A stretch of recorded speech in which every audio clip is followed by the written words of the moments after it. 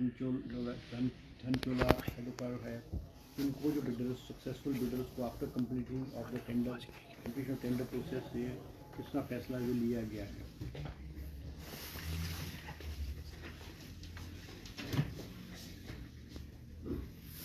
इसके अलावा cabinet also gave its approval to adopt the national policy on geothermal energy to facilitate the exploration and development of untapped geothermal energy resources in the state. It approved the Directorate of Energy as a nodal agency for the implementation of this policy and sanctioned फैसला किया गया है। इसके अलावा cabinet ने 11 पोस्टें जो है 11 पोस्टें जो है वो residential institute of mentally challenge children Hiranagar Shimla में सेंक्शन की है इस इंस्टीट्यूट के लिए। इसी के साथ जो है 11 पोस्टें जो है वो हमारे डिज़ास्टर मैनेजमेंट सेल जो रेवेन्यू डिपार्टमेंट में है वहाँ क्रिएट की गई हैं 11। इसी तरह से क्योंकि बहुत सारे केसेस जो हमारे रेवेन्यू में जैसे डिमार्केशन के हैं या तकसीम के हैं या अलग अलग रेवेन्यू के हैं, रेवेन्यू कोर्ट्स में है, स्टाफ की कमी होने की वजह से जैसे तहसीलदार नहीं है, नए तहसीलदार की शॉर्टेज है, कानगोज पटवारी की शॉर्टेज है। तो आज गवर्नमेंट ने कैबिनेट ने फैसला लिया है कि जो रेवेन्यू ऑफिसर्स हैं, पटवारी हैं, कानगो है, नायब तहसीलदार है, जो रिटायर्ड हैं, इनको रीएंगेज किया जाएगा ऑन एन फिक्स अमाउंट, ताकि ये जो डिस्पोजल है रेवेन्यू के जो केसेस का डिस्पोजल है और लोगों को जो है तुरंत राहत मिले, इसके लिए आज कैबिनेट ने ये फैसला लिया है। इसी तरह से कैबिनेट ने आज 4 पोस्टें junior engineer JEs horticulture as job training in the public works department जो है उसको भी वो भी स्वीकृत की है। इसी तरह से 4 पोस्टें जो हैं वो हमारे स्पोर्ट्स कोच बराड़ी, तो मैंने आपको बता दिया है। कैबिनेट ने एक और फैसला किया है क्योंकि हम हिमाचल प्रदेश में स्टाफ नर्स और असिस्टेंट स्टाफ नर्स जो है बहुत बड़े पैमाने में रिक्रूट की जा रही है और रिप्रेजेंटेशन मुख्यमंत्री जी को आया कि जो नर्सिस में पहले था कि एज थी 18 ईयर्स, एज थी हमारी 21 ईयर्स टू 32 ईयर्स वाला, और पिछले बहुत लंबे अरसे से नर्सिस के रिक्रूटमेंट नहीं हो पाई है, बहुत कम हुई है। तो रिप्रेजेंटेशन था कि इसकी एज लिमिट को बढ़ाया गया, इसलिए आज कैबिनेट ने इस नर्सिस की जो रिक्रूटमेंट है उसमें एज लिमिट को 18 साल से बढ़ा करके 45 साल कर दिया गया है जनरल कैटेगरीज के लिए, और एसटी, एससी, एसटीज और ओबीसीज को 5 साल का और इलेक्शन देने का फैसला किया गया है। इसी तरह से हमारी जो ये इंडस्ट्रियल पॉलिसी है, हिमाचल प्रदेश की इंडस्ट्री पॉलिसी है जो 2019 में लागू की थी, 5 साल के लिए थी, वो 31 दिसंबर 2025 को ख़त्म हो गई है। जब तक नई पॉलिसी नहीं बनती, आज कैबिनेट ने उसको 31 मार्च 2026 तक एक्सटेंड करने का फैसला लिया गया है।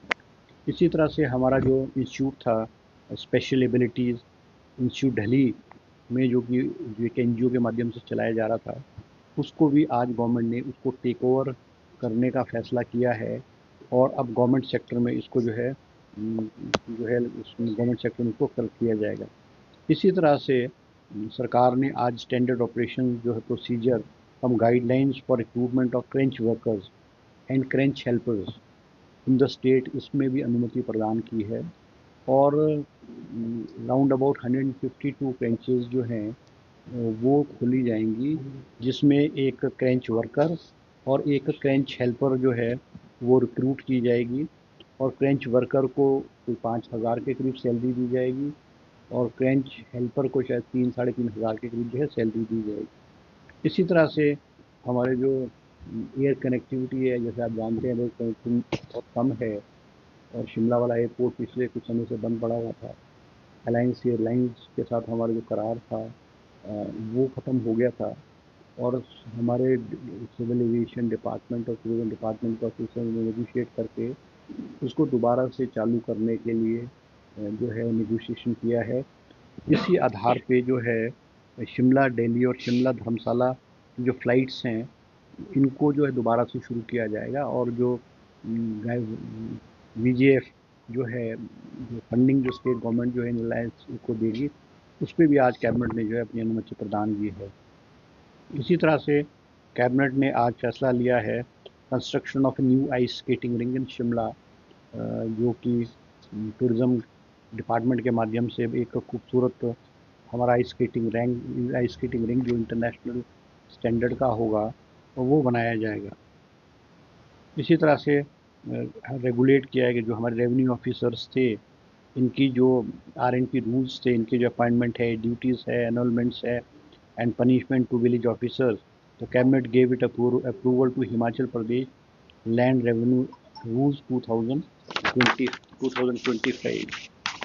इसके अलावा आज एक महत्वपूर्ण फैसला कैबिनेट ने जो लिया है, वो हमारे फूड जो हमारे स्टेट फूड न्यूट्रिशन पॉलिसी जो है, वो आज इसको अनुमति प्रदान की है, जिसमें क्योंकि हमारे यहाँ जो हमारे पास आटा है, चावल है, दाल है या मसाले हैं या जो भी हम चीज़ें लेते हैं और वो स्टेट से बाहर से आती थी, उनकी जो क्वालिटी चेक करने की क्या वो खाने लायक की हैं या उसमें कितनी एडल्ट्रेशन है कि नहीं है या क्या क्या उसमें होना चाहिए, वो नहीं था। आज कैबिनेट ने फूड सेफ्टी लैब कंडाघाट में खोलने की स्वीकृति प्रदान की है, और वो फूड सेफ्टी लैब जो कंडाघाट की होगी, उसमें 26 पोस्ट जो है अलग अलग कैटेगरीज की जो है वो सेंक्शन की गई है, ताकि हिमाचल प्रदेश में जो भी बाहर से प्रोडक्ट आते हैं उनकी सैम्पलिंग हो, उनकी चेकिंग हो, उनमें किस तरह का प्रोडक्ट्स हैं, उसमें कितनी प्योरिटी है, ये सारी चीज़ें जो है चेक की जाए। तो ये कुछ डिसीजन जो है आज कैबिनेट में जो है वो लिए हैं। इसके अलावा कोई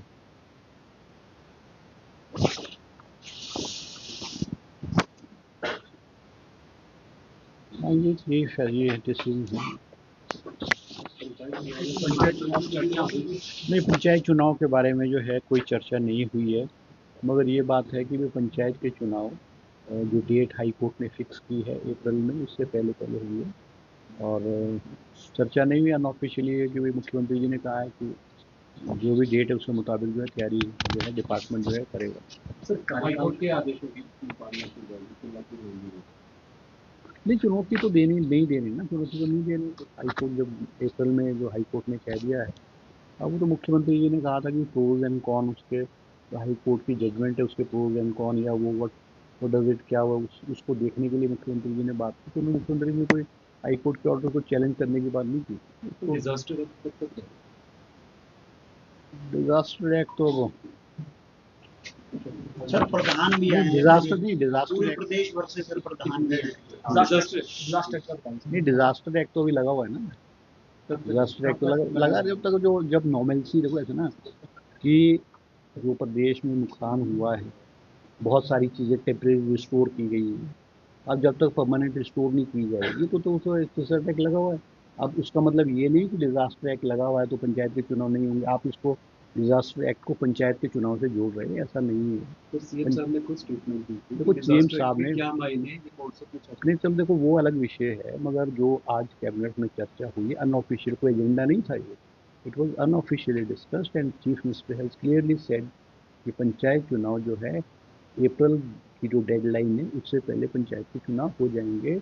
और मुख्यमंत्री जी ने जो RD मिनिस्टर है उनको भी कहा है कि जो भी औपचारिकताएं हैं या जो भी इन चुनाव को संबंधित है वो डिपार्टमेंट वो पूरी करे। तो चुनाव जो है पंचायत के चुनाव 30 अप्रैल से पहले पहले हो जाएंगे as per the directions of the high court judgement. उसमें हो गया, उसको तो कोई बात ही नहीं। नहीं, बजट सेशन तो अभी तो होना ही नहीं ना, अभी तो जनवरी का महीना है ना। बजट सेशन तो जो है बजट सेशन तो मार्च में। जो प्रतिनिधि है उनका कार्यकाल खत्म हो रहा है, क्या इसमें इसको लेकर चर्चा हुई है कि आगे किसको देना है? नहीं, देखो आज जो हमारे रूरल डेवलपमेंट मिनिस्टर हैं उनसे पंचायत के प्रतिनिधि मिले हैं और उन्होंने कैबिनेट में जो है अनऑफिशियली डिस्कस किया है, और मुख्यमंत्री जी ने कहा है कि इसमें जो है विचार करेंगे, तो देखा जाएगा कि what is the way out, इसमें वे आउट क्या निकाला जा सकता है। और बहुत सारी चीज़ें क्योंकि कॉन्स्टिट्यूशनली भी जो है, अगर मान लो पावर जो है जो इलेक्टेड रिप्रेजेंटेटिव है, अगर वो इलेक्टेड रिप्रेजेंटेटिव की पावर अगर 31 जनवरी 2026 को ख़त्म हो रही है, तो इसका मतलब ख़त्म हो रही है। अब वो अध्ययन लीगली तो अध्ययन करना पड़ेगा ना, can this power be given to pradhan or not. अब बहुत सारे स्टेट्स ऐसे, हरियाणा में 2 साल चुनाव नहीं हुए, बहुत सारे स्टेटों में नगर कॉरपोरेशन, नगर निकाय के चुनाव नहीं हुए, पंचायतों के चुनाव नहीं। उन स्टेटों ने क्या पैमाना, उन्होंने किस तरह से इन पंचायत को रन किया है, ये भी तो देखने की बात है। अब वो इमीडिएटली इसमें तो फैसले लेने की नहीं है, मगर आरडी मिनिस्टर ने मुख्यमंत्री जी को ये सारी की सारी चीज़ों को बताया है। सर 2021 में होगा सर, जो प्रिंसिपल्स हैं, जो पंचायत सेक्रेटरी कमेटी बनी थी, उनको बुलाया था जब अभी देखो, इस पे अभी तक कोई फैसला नहीं किया गया है। हो सकता है नेक्स्ट कैबिनेट जब होगी, उसमें नेक्स्ट कैबिनेट में ये वाला एजेंडा आ जाएगा, उसमें किस तरह से इसको टैकल किया जाए। सर टीसीपी का भी मुद्दा था, टीसीपी का मुद्दा था। टीसीपी का नहीं था, टीसीपी शायद एक कोई था, it was not that very important. चलो ठीक है। प्रधान कार्यकाल बढ़ाने की मांग कर रहे हैं कि जब तक चुनाव नहीं अब ये मेरी जो थी ना कैबिनेट, ये जो है कैबिनेट की ब्रीफिंग थी, है ना, तो ये आप आरडी मिनिस्टर से बात करें। कनेक्टिविटी की बात हो रही है, कब से शुरू करेंगे? और नहीं, उन्होंने देखो जो अमृतसर के लिए कैसे नहीं, देखो जो हमारी सबसे इम्पोर्टेंट, क्योंकि हमारा शिमला हमारा स्टेट कैपिटल है, नेशनल कैपिटल से स्टेट कैपिटल को जुड़ना बहुत ज़रूरी है। क्योंकि हमारा जो ये जो है एयर है, एक तो एयरपोर्ट छोटा है, छोटा प्लेन उतरता है, और ये रूट वाइबली इकोनॉमिकली वाइबल नहीं है, इसलिए एयरलाइंस इन रूट्स पे फ्लाई करने को कतराती है। मगर आज कैबिनेट ने फैसला लिया है कि जो वाइबिलिटी गैप है, वीजीएफ है, वो स्टेट गवर्नमेंट देगी, और राउंड अबाउट एग्जैक्ट नहीं पर 30-32 करोड़ रुपए के करीब का ये है।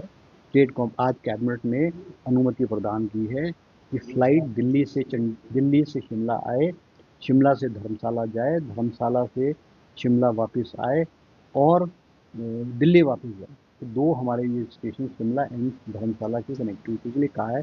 जो वाइबिलिटी गैप है, वीजीएफ है, जो ये कंपनी को लॉस है, वो हिमाचल गवर्नमेंट उसको बेयर करे। सर बीवीजी राम जी पे कोई चर्चा नहीं, कोई चर्चा नहीं सर, मंत्री और अधिकारियों के बीच में कोई चर्चा इस बार में कोई